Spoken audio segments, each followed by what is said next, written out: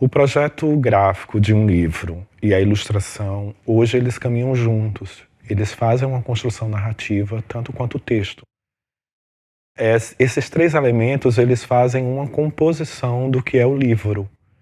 Não existe mais um desses fatores que seja independente do outro. Nas minhas concepções visuais e nos meus estudos narrativos e no meu processo de entender uma leitura dentro de um livro que tem imagem e texto, a composição gráfica que passa tanto pela estrutura das palavras dentro do livro, tanto pela disposição do que eu estou imaginando visualmente, como a construção da cor, o passar das páginas, se esse livro vai ter numeração ou não, isso tudo para mim hoje influencia dentro de uma construção narrativa.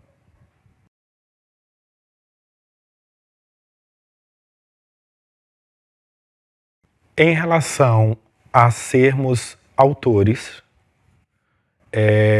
ilustrar já é uma profissão invisível. As pessoas não conhecem o ilustrador como um personagem autoral dentro do livro.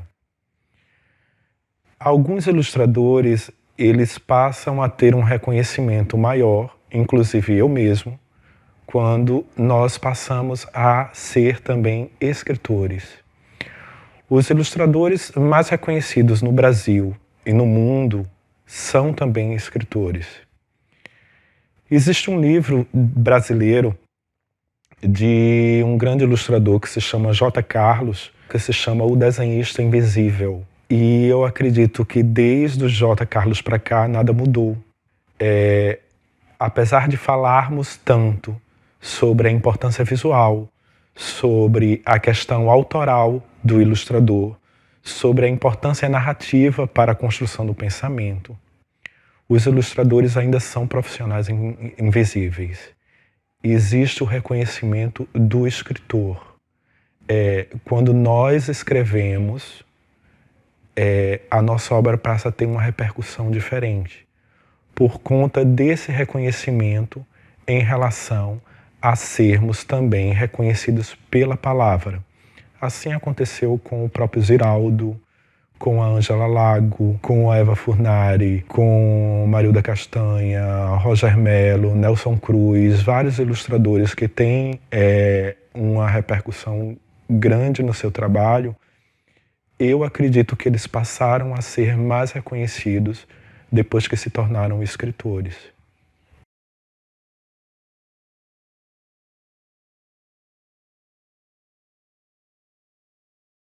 De todos os meus processos criativos até agora, acredito que o mais angustiante foi Tom, porque eu não sabia o que eu estava fazendo.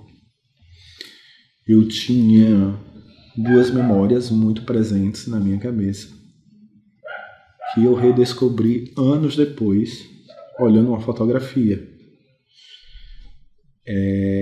de amigos que dançam. E aí eu lembrei que em uma visita na casa de um desses amigos, os filhos estavam presentes e aí ele tem um filho que é autista. Mas eu não queria falar sobre o autismo. Eu queria falar sobre algo que aconteceu na casa dele, que foi o filho dele tem um grau alto de autismo e não se relaciona com ninguém, e ele colocou uma fita de vídeo para que eu pudesse ver algum espetáculo antigo, ou era ele dançando, ou era alguma coisa que ele gostava.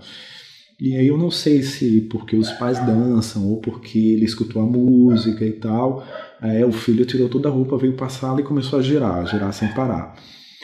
E aí ele colocou de volta para o quarto. Isso ficou na minha memória o tempo todo, muito tempo, mas não era história. Anos depois, quando eu fiz uma mudança de residência, no embalar coisas e desembalar coisas, eu achei um cartão postal dos pais dançando, de um espetáculo que o pai dançava. E aí eu lembrei dessa história e aí a história veio a construção inteira. No livro eu não uso a palavra autismo, que foi um grande acerto, mas foi um acerto sem pensar. Foi um acerto ocasional. Porque eu não queria usar a palavra autismo, porque não era isso que eu queria falar. Eu queria falar de uma criança que vive em um mundo dela e que se liberta. E que é o que eu vejo o papel da infância hoje. As crianças não vivem no real porque elas são muito livres, são muito libertas. Era isso que eu queria falar. Só que ao final de todo o processo criativo, antes de fazer o original, claro que eu percebia que dentro eu estava lidando com o autismo. Mas eu não tenho conhecimento nenhum sobre isso. Eu fui pesquisar depois para me embasar um pouco de conhecimento de reflexos autistas, mas eu não tenho nenhuma especialidade nisso. Então, o tom foi uma coisa angustiante para mim por essas dúvidas que tinham na minha cabeça. Do que eu estava criando, do que é realmente o autismo. Então foi algo que não tinha fim para mim. Eu fiz o livro continuou, eu fiz uma exposição porque eu terminei o livro e o livro não consumiu a minha necessidade criativa. Eu tinha mais imagens para colocar para fora e eu não tinha mais espaço físico dentro do livro para colocar no livro. E eu comecei a criar, e eu tinha que mostrar isso, porque o livro estava incompleto. O livro estava incompleto porque o meu processo de criação continuou. Eu consegui fazer a exposição. É um livro muito importante para mim. É um livro que ainda hoje eu tenho reflexo de angústia. De vez em quando eu me volto a desenhar coisas que eu acho que é relacionado a esse livro. Coisas minhas que já não vão virar... não vão virar livro, são coisas, eu vejo assim, digo, eu tenho uma coisa muito forte com pássaros. Os pássaros, eles estão presentes em quase todos os meus livros. No tom isso é muito forte. Talvez seja pela liberdade que o pássaro representa. Então, o livro Tom, ele traz essa carga emocional. E além de ser um livro pontual na minha carreira, eu tenho livros que eles são pontuais na minha carreira, porque eu acho que nesses livros me fizeram pensar na narrativa de uma forma diferente, aonde eu tive que me desdobrar de uma outra forma para poder narrar algo que eu não sabia exatamente o que eu estava contando. Talvez, não posso ter certeza disso, mas talvez